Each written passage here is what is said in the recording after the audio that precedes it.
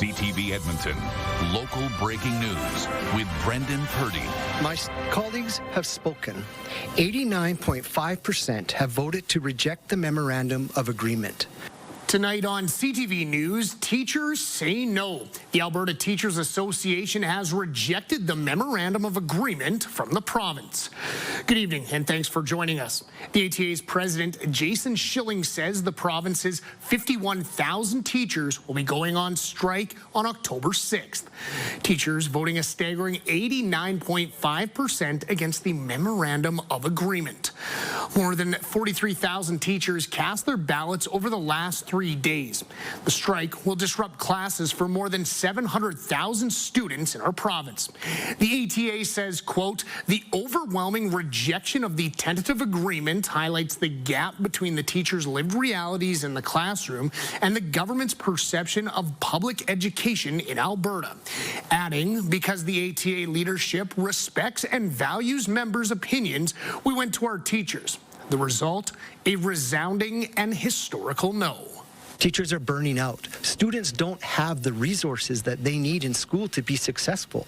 And we're supposed to just take this as the status quo. It's unacceptable to me and it's unacceptable to our members. And that is why you saw the magnitude of the vote that happened over this weekend. In a statement, the province's finance minister, Nate Horner, said this is the second time teachers have rejected a potential settlement that provided what their union said teachers wanted in response to growing classroom complexities, adding that Alberta's government is committed to reaching a fair deal for our teachers so we can keep our kids in school. Horner, Premier Smith, and Education Minister Nicolaides are slated to provide an update on the supports available in the event of a teacher strike. The home that police searched last week in connection to a missing teenager was gutted by an early morning fire. Is considered suspicious. They've released an image of a vehicle of interest in connection to the fire. It's described as a white cargo-style minivan with what appears to be white window coverings. CTV's Nicole Weisberg reports on the fire and the latest in the search for Samuel Bird. When I came back up, that's when I saw the flames coming out from the window. In just a few minutes, Blair Omiasu went from watching TV, smelling smoke, and then seeing fire raging in the attached unit next door. It was terrifying, yeah. The fire started around 5 a.m. at this duplex on 106th Avenue and 150th Street. Omiasu says she called 911 and alerted her neighbor upstairs. Then, when fire crews came, they rescued her cat. I was relieved. Officials say no one was hurt, though this adds to a series of incidents that makes Omiasu want to move. Last week, police searched this same home in connection to the disappearance of 14-year-old Samuel Bird. EPS is calling this fire suspicious. Just comes at an odd time, you know? While this is going on, Samuel Bird's mother says she's laser focused on finding her son. Over the weekend, several large billboards were put up near the community where Samuel was last seen. Alana Bird also says they soon plan to offer a reward to anyone that leads them to his whereabouts. It's getting to the point now, it's like too long. It's hard. It's hard every day to keep going and stuff, and somebody knows what happens to him, somebody knows what they did with him. According to the volunteer search coordinator at the Dawson Park Command Post, searches for Samuel are happening daily. There's land searches, there's water searches, we have drones involved, cadaver dogs. Still, this group is seeking more help as winter draws near. We're just really desperate at this point to find Samuel and bring him home. And we need as much help as we can get. Nicole Weisberg, CTV News, Edmonton. Hope Mission is worried about the impact the Canada Post strike could have on donations ahead of Thanksgiving. Hope Mission is asking people to donate by phone or online to ensure help reaches people in need as the cold weather begins to set in. The agency says it's dealing with a surging need for food and shelter as it provides more than 3,000 meals a day to people facing hunger and homelessness. You can donate at hopemission.com or by calling 1-855-836-HOPE or in person. It's now been more than a week since Darius McDougall was last seen on a walk with his siblings. RCMP admit his chance of survival is slim, giving the 6-year-old less than a 5% chance. That news was shared with McDougall's family on Sunday. RCMP say they analyzed several factors, including what he was wearing when he disappeared, the terrain and the weather, and the amount of time that has passed. Hundreds of people are still looking for Darius, but search and rescue crews admit the time has come to change some of their search tactics. So it will change the use of some of the infrared technologies on the assumption that the infrared technologies won't be picking up any heat signatures on the ground. That's the biggest change right now, is changing from using the infrared to solely cameras to search the ground. RCMP say Darius was walking with family members last Sunday when he became separated from them near the Alberta-BC boundary in the Crow's Nest Pass. Albertans who qualify for free COVID-19 vaccinations can now book an appointment for a shot. Healthcare workers, residents in continuing care, and people with underlying medical or immunocompromising conditions are amongst those who qualify. All other Albertans can book appointments during the second phase of the province's vaccination strategy. That begins on October 20th. Those people will need to pay a $100 administrative fee for the vaccine. The province is encouraging you to pre-order your vaccines online. A gang that Edmonton police say could be connected to extortions in Edmonton has now been designated by Ottawa as a terrorist entity. The Bishnoi gang has been connected to arson, extortion, and murder across our country. Last year, the RCMP accused India of using the Bishnoi gang to terrorize Canadians, especially those calling for the creation of a separate Sikh state.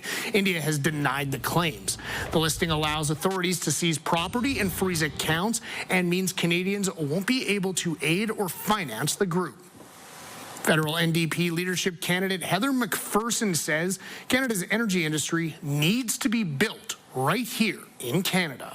You know, what Donald Trump is doing with the tariffs and the impact that has on our economy, we've got to start building things in Canada with Canadian workers, and there's a way to do that builds a future economy, that builds an economy where, you know, Alberta workers, Canadian workers have jobs that are good, strong union jobs, and that is a future-facing economy as well. The MP for Edmonton Strathcona spoke on CTV Your Morning Edmonton after making her leadership bid official this weekend. When asked about her stance on future pipeline projects, McPherson pointed out that there are no actual plans for a pipeline on the table. She says there are other exciting job-creating projects on her radar, including a countrywide electricity grid, investments in renewable energy, and transit projects like a high-speed rail. Tomorrow marks the National Day for Truth and Reconciliation. It's a time to honor First Nations, Métis, and Inuit peoples and reflect on the legacy of the residential school system. CTV's Gates Guarin has the story.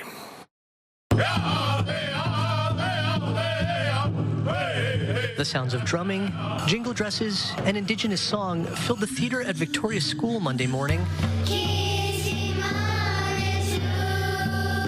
Students gathering to honor residential school survivors. There's a complicated past that we need to learn, acknowledge, so that we don't ever make those mistakes again, and we can move forward in a good way. The importance of the National Day for Truth and Reconciliation not lost on many of these kids, learning about dark parts of Canada's past.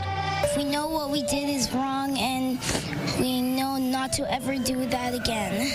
Others embracing a culture different than their own. I think it's very special that we get to learn a different language when we are English. At Nate, a more solemn reflection, a lowering of flags, and a moment of silence for those who never came home from residential schools.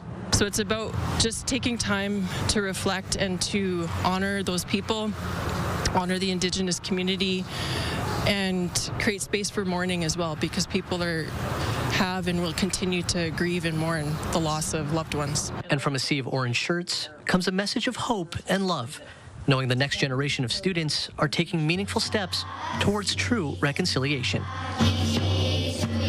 Gates Gorin, CTV News, Edmonton. A national crisis line for residential school survivors and their families is available 24 hours a day, 7 days a week. You can call at 1-866-925-4419. An Edmonton Oilers player will be back on the ice this week after heading home for a funeral. Vasily Podkolzin flew back to Russia after his father died last week. He'll rejoin the team on Wednesday. The Oilers faced the Seattle Kraken that night. It's their 7th of 8 preseason games. Now head coach Chris Knobloch says 8 exhibition games is too many. He's looking forward to the preseason being limited to 4 games next year. I think 4, maybe 5 exhibition games would be the best case scenario. I think it just gets you down to your roster quicker. You have a pretty good idea what your team's going to look like. There's a few extra guys that are trying out and maybe get into the lineup, but then you can really start working on things. The Oil wrap up their preseason in Vancouver against the Canucks on Friday. A popular foraging class in the River Valley has wrapped up for the season. Dozens gathered to learn more about the many different kinds of mushrooms that can be found right here in Edmonton. CTV's Merrick DeCash reports. Maureen Brown is spending her afternoon in the River Valley looking for wild mushrooms. I've been seeing mushrooms in the woods when I go hiking, and I've always been fascinated by them. In fact, I got some mushroom books to try and, learn more about mushrooms and just the way they grow and stuff like that. It's always been fascinating to me. She's part of a class that focuses on how to properly forage for mushrooms. Our mushroom walk all the time, they are always full booked. Chef Antonio Tardy has been part of 4 different mushroom walks this summer. He partnered with the Alberta Mycological Society so he can cook the mushrooms and they can do the teaching. It's a bit like an Easter egg hunt. You're looking for these lovely treasures of the forest or the fields that you can then eat. Despite searching high and wide, few mushrooms were found on Sunday compared to earlier in the summer. Rob Simpson says that's because the ground has not been getting enough moisture. We did find some fleshy ones, but they were very old and dried up. And the rest that we found were these woody specimens that grow on dying trees. On a better day, given the right conditions, the mushrooms the group comes away with can be used in a variety of dishes. They can make soup, they can make risotto, they can make pasta, they can make salad, they can make cakes, they can make dessert. Yeah. A fusion of cooking and learning, which plans to return next year. Merrick DeCash, CTV News, Edmonton. The city is beginning to collect fall yard waste. Crews were out today picking up yard waste in see-through plastic bags and double-ply paper bags. Homes with curbside collection get 2 yard waste days between now and the end of November. The city says people can do a number of things to make collections easier. Just package everything light as possible. I mean, if you have an abundance of it, just put out a couple more bags than usual. Don't try to stuff it all in one bag, make it heavy. Make the branches 3 feet in length so that when we pick them up to throw in the hopper, it's easy to do. The city is also reminding you that elmwood can't be mixed with yard waste or placed in carts since Dutch elm disease was confirmed last year. It affected wood is left out. Beetles carrying the fungus could spread it to nearby trees. Wood should be burned or brought to the Edmonton Waste Management Center. The seasonal ban on pruning elm trees lifts on Wednesday, October 1st. Just ahead, coffee shop closure. Multiple Starbucks shutter their doors across Edmonton. Plus, showcasing their skills. We bring you highlights from the National Apprenticeship Competition. It takes a little time, but yeah, main thing is just a good work ethic. Good evening, folks. A warm one today, 24 degrees for a daytime high in Edmonton. Look at Red Deer, up to 27. We'll see temperatures cool slightly, but still above average for tomorrow and the first few days of October. Could see some showers tomorrow as well. We'll talk more about all that in a couple minutes.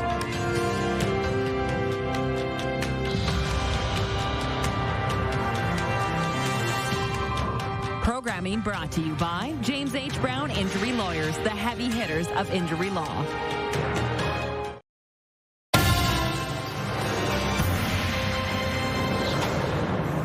Welcome back. Edmonton hosted dozens of people in different skilled trades over the weekend. CTV's Merrick Takash has more from the National Apprenticeship Competition. Riley Ward is one of 34 people competing in the National Apprenticeship Competition. I'm from Southern Ontario, a little town called Clinton, like 3,000 people there. I just finished my apprenticeship the end of last year and got my journeyman status in December. Ward is in the carpentry division. He has a combined 12 hours over 2 days to finish building a playhouse. How did I get in? Oh, I did a competition in Toronto. So I won the one in Toronto, and then they sent me on to here. Other trades taking the spotlight at the event include scaffolding, millwrighting, interior systems, and floor covering. If you take a look at the floor covering, they're able to lay out a stencil of a floor that will show the Euler symbol. Interior systems, it's so impressive how they're able to put up this drywall, put in different shapes, different angles, and just showcasing their skill sets. More than 200 high school students toured the facilities during the competition. That's one thing that is very important for us, is to have the high schools come in and do tours to actually see a bit of the projects that are being built, and they'll be able to see what opportunities there are for different trades in the organization or in the world. Scaffolder Jonathan Thompson believes fewer young people are entering the trades lately. He hopes events like this will help change that. It's not a ton of schooling. It's not a very difficult thing to learn. It takes a little time, but yeah, main thing is just a good work ethic, and then you'd be good at this job. Thompson is hoping his loading ramp helps him win top prize. Merrick Takash, CTV News, Edmonton. Now, you may have noticed an abundance of certain polka-dotted visitors in your yard lately. CTV's Kathy Lee has more on why we're seeing more ladybugs at this time. Fall wraps the world in a golden embrace, and beneath this vibrant layer of fallen foliage, ladybugs blending in. And not just one or a few, an abundance of them. Hundreds and hundreds. They're all over in the leaf litter. Doug Wong and his wife Lana delighted to find them. We see them every year, but not in that quantity. I mean, they're crawling up your leg. They're on my cell phone. They're everywhere. And document the beauty of their ladybug-filled haven. Some barely visible as they scatter out of sight. This one slowly crawls over leaves and navigates uneven terrain. An expert says one of the reasons people are noticing all of the ladybugs is because they are congregating in foliage to find a place to sleep for the winter, which happens every year. But what's different this year is there seems to be more of them due to a hot weather streak that's putting some stress on the plants. When the plants are stressed, they have a lack of water. When they don't have so much water, they're going to reduce their photosynthesis activity.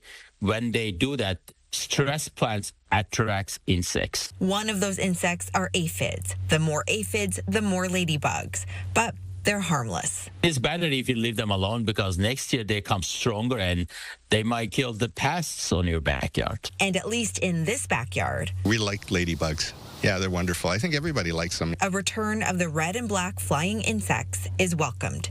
Kathy Lee, CTV News, Calgary.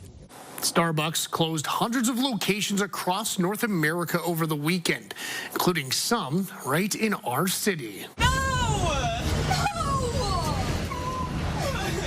In Toronto, frustrated customers arrived Sunday to find the doors locked. Here in Edmonton, it appears to have impacted 4 stores, including the Sunwapta location in West Edmonton. Our cameras arrived to find signs noting the closure. 3 other stores are no longer listed on the Starbucks store locator, including 99th Street and 34 Ave, the Orchards location, and the location on 111th Street and Ellerslie Road. After the break, curling for all. A St. Albert rink hosts curling for neurodiverse people. I'm just hoping we can get a lot of people in the door and help them fall in love with curling like I did. On Tuesday, your morning is honoring Truth and Reconciliation Day. We return Wednesday with reaction to the teacher's contract vote and everything you need to start your day. Your Morning Edmonton, weekdays. Programming brought to you by James H. Brown Injury Lawyers, the heavy hitters of injury law. Welcome back. It's been a warm month, and we're ending on a fairly warm note. 11 degrees this morning, 24 this afternoon, 10 degrees above average.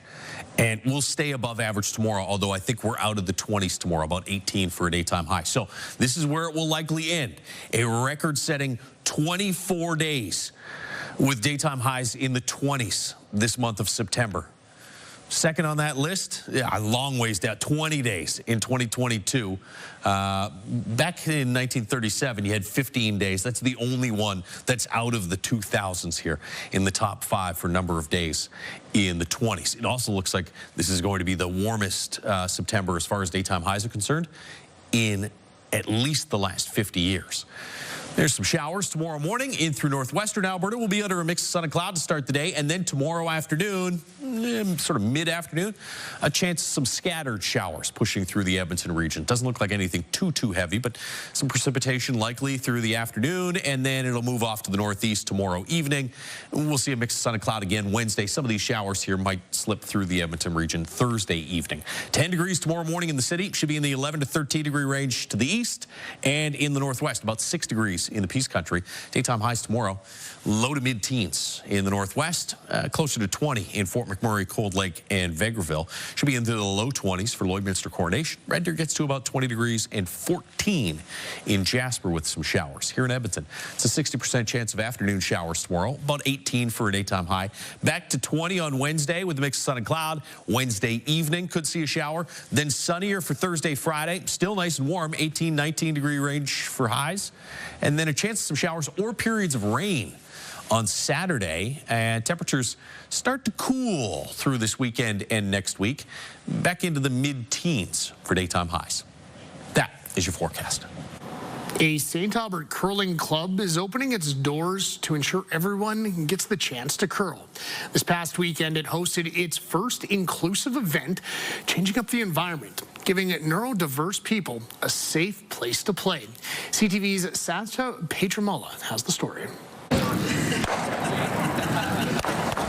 I was recently diagnosed with autism and ADHD, and curling has done so much for me. Stones, Sweeps, and Neurodiverse Peeps is a drop-in program designed for neurodivergent people of all ages. I wanted to give back and show everyone that curling can be a game for anyone, no matter your abilities.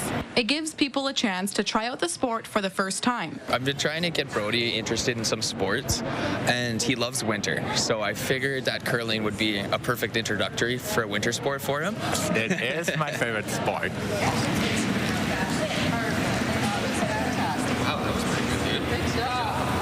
Nikki Kaufman is the organizer. She says her focus is creating an inclusive environment, which means changing up a few things. We didn't have to do too many adjustments, just a little bit dimming the lights, making sure there's not a lot of other people around, quieter spaces, a little private room to retreat to if they need a break. We're going to go at a slower pace. Kaufman would like to expand the program to provide more opportunities for neurodiverse people to curl. I'm just hoping we can get a lot of people in the door and help them fall in love with curling like I did. There's a lot more of it popping up, which is really nice, but it's still pretty scarce. The club will host a second event on October 25th. Sasha Pietramola, CTV News, Edmonton. An Indigenous healing garden is now open at the Misericordia Hospital. Covenant Health says it's a first of its kind at an Edmonton hospital. The healing garden is a gathering place where patients, staff, and visitors can spend time in nature. It includes plants with Indigenous healing properties. A volunteer says this is a necessary step. I love the fact that we've brought in traditional medicines that we would normally use as Indigenous people, and I know for Indigenous patients, they'll recognize them and feel more at home here. The healing garden is located behind the emergency room department. It cost $345,000 and was fully funded by personal and corporate donations. Alrighty, folks, that is all from us tonight. Thank you so much for wrapping up your Monday with us here on CTV News.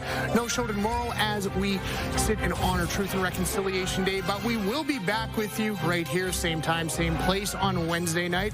Until then, take care and goodbye for now.